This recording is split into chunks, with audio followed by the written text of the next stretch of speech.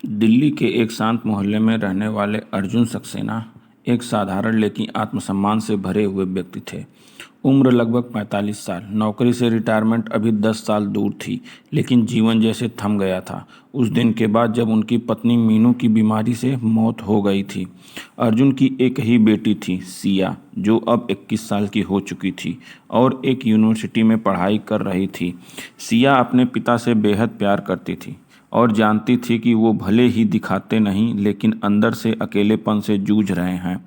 एक शाम जब सिया अपने कमरे में बैठकर अपनी माँ की पुरानी डायरी पढ़ रही थी, उसमें उसे एक लाइन मिली, अगर मैं न रहूं तो अर्जुन को अकेला मत छोड़ना, वो अकेलापन सह नहीं पाएगा। उस रात सिया ने फैसला कर लिया, पापा के लिए एक हमसफ़र ढूंढना है, लेकिन ऐसा नहीं जो उनके पैसे से प्रभावित हो, बल्कि कोई जो उन्हें दिल से चाहे। रीमा चौहान, उम्र लगभग 39 साल, एक स्थानीय एनजीओ में काम करती थी। वह एक जिम्मेदार, बुद्धिमान और सौम्य महिला थी। उसकी अपनी भी एक दुखद कहानी थी, एक तलाकशुदा जीवन और समाज की उंगलियों का सामना करते हुए आगे बढ़ती हुई। सिया की मुलाकात रीमा से उनके कॉलेज में आयोजित महिला सशक्तिकरण सेमिनार के दौरान हुई। बातों बातों में सिया को महसूस हुआ कि रीमा में एक अलग सादगी है, एक ईमानदारी है और सबसे बड़ी बात, पैसा और दिखावा उससे कोसों दूर है। सिया ने एक योजना बनाई। उसने जानबूझकर पापा से कहा, पापा, हमारे एनजीओ में एक प्रोजेक्ट है जहां सीनियर प्रोफेशनल्स को गाइड के तौर पर शामिल किया जाता है। आपकी एक्सपीरियंस बहुत काम आ सकती है, क्योंकि न आप वहां कुछ घंटे काम करें। अर्जुन ने पहले तो मना किया, लेकिन बेटी की जिद के आगे झुक गए। अर्जुन जब उस एनजीओ में गए तो वहां उनकी मुलाकात रीमा से हुई। शुरुआत में सब औपचारिक रहा, सिर्फ काम की बातें, रिपोर्ट्स और मीटिंग्स, लेकिन धीरे धीरे दोनों के बीच बातचीत बढ़ने लगी। दोनों ने ही जीवन के गहरे घाटों को देखा था। शायद इसी वजह से एक मौन समझदारी थी। सिया को अब भी डर था कि कहीं रीमा भी उनके पापा की स्थिर नौकरी, अच्छा घर और बैंक बैलेंस देखकर आकर्षित न हो जाए। तो उसने रीमा की एक दोस्त नेहा के जरिए बात फैलाई कि अर्जुन रिटायरमेंट के बाद गांव शिफ्ट होना चाहते हैं और शायद ही उनके पास अब ज़्यादा पैसा बचा हो। सिया ने यह बात जानबूझकर रीमा तक पहुंचाई। कुछ दिनों तक वह चुप रही, लेकिन फिर उसने देखा रीमा पहले जैसी ही थी, न बातों में बदलाव, न व्यवहार में। वह अब भी अर्जुन की चाय बनाने की आदतों पर मुस्कुराती थी, उनकी पुरानी हिंदी फिल्मों के डायलॉग में दिलचस्पी लेती थी और उनकी कहानी लिखने के शौक़ को प्रोत्साहित करती थी।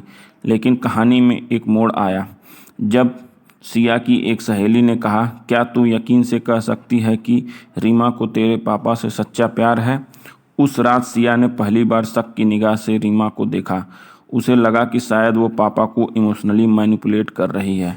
एक दिन उसने रीमा को चुपचाप अपने पापा का पर्स उठाते हुए देख लिया। शक और गहरा हो गया। उसने बिना देर किए पापा से कहा, पापा, मुझे रीमा पसंद नहीं, वो आपको इस्तेमाल कर रही है। अर्जुन चौंक गए। उन्होंने शांत स्वर में पूछा, क्यों सिया, ऐसा क्या हुआ? सिया ने बताया, मैंने उन्हें आपका पर्स उठाते देखा है। अर्जुन मुस्कुरा दिए। सिया, वो पर्स रीमा ने नहीं, मैंने खुद उन्हें दिया था। उसमें तुम्हारी माँ की एक पुरानी फ़ोटो थी जिसे वो फ्रेम कराने ले जा रही थी। सिया शर्मिंदा हो गई। उसने पहली बार महसूस किया कि शक और परख में फ़र्क होता है।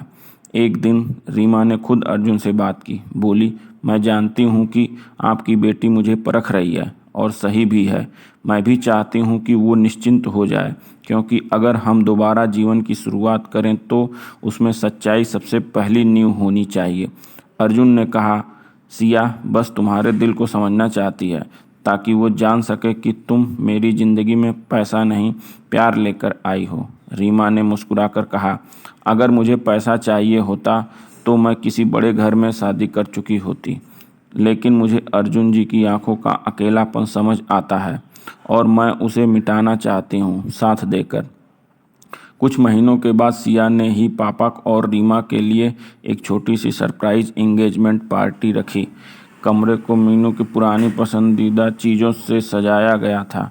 पुराने गाने, पीले गुलाब और हल्की रोशनी। सिया ने मंच पर आकर कहा, माँ कहती थी सच्चा प्यार वही होता है जो जिम्मेदारी बन जाए। रीमा आंटी, आप पापा की खुशी की जिम्मेदारी लेने को तैयार हैं? रीमा ने बिना एक शब्द कहे अर्जुन का हाथ थाम लिया। अर्जुन की आंखों में आंसू थे, खोए हुए समय के और नए भविष्य की उम्मीद के। शादी बहुत बड़ी नहीं हुई, लेकिन दिल से की गई। मोहल्ले वालों ने बातें की, कुछ रिश्तेदारों ने नाक भौं सिकोड़े, लेकिन अर्जुन, रीमा और सिया, इन तीनों को कोई फर्क नहीं पड़ा। सिया को अब अपने पापा के चेहरे पर मुस्कान दिखती थी, रीमा को अब एक नया परिवार मिला और अर्जुन को प्यार की दूसरी सुबह।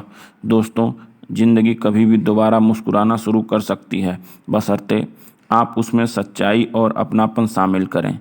पैसा कई चीज़ें ला सकता है, लेकिन सच्चे रिश्ते बस दिल से मिलते हैं। दोस्तों, वीडियो अगर अच्छी लगी हो तो लाइक करें और चैनल को सब्सक्राइब करें। धन्यवाद।